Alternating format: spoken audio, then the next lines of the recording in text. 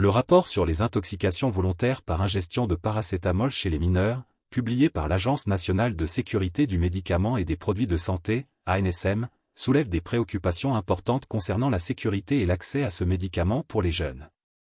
Voici une analyse des principaux points. Contexte et données. Augmentation des intoxications volontaires. Le nombre de cas d'intoxication volontaire chez les mineurs par ingestion de paracétamol a doublé entre 2019 et 2022, touchant principalement les 10 à 15 ans. Ces chiffres stables en 2023 soulignent une tendance inquiétante, nécessitant une réflexion sur les mesures à prendre pour limiter l'accès des jeunes à ce médicament.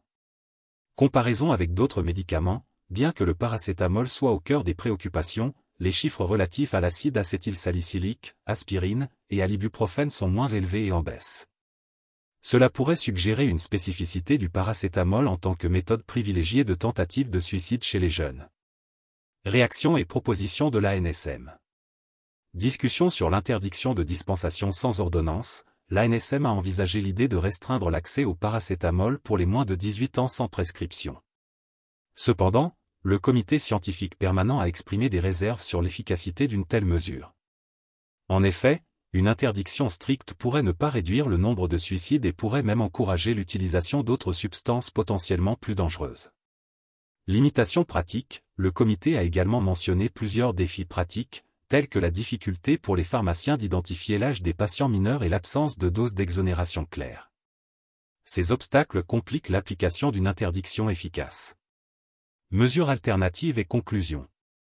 Rôle des pharmaciens. Le comité insiste sur le rôle des pharmaciens d'officine dans la gestion responsable de la délivrance du paracétamol. L'éducation des parents sur les risques et la bonne utilisation des médicaments présents dans les foyers est également recommandée comme une première étape avant toute mesure de restriction. Antidote disponibilité. L'existence d'un antidote pour le paracétamol est un facteur clé qui a pesé dans la décision de ne pas interdire sa vente libre. Cela montre que, bien que dangereux en cas de surdosage, les risques peuvent être atténués s'ils sont gérés rapidement et correctement. Conclusion générale. L'approche de l'ANSM, qui privilégie l'éducation et la sensibilisation avant d'envisager des mesures de restriction, semble être une réponse équilibrée face à une problématique complexe.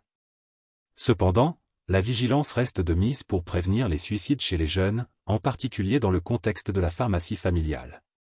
Cette situation met en lumière la nécessité d'une approche multifacette impliquant à la fois les professionnels de la santé, les parents et les autorités régulatrices pour protéger les mineurs tout en maintenant l'accès à des médicaments essentiels comme le paracétamol.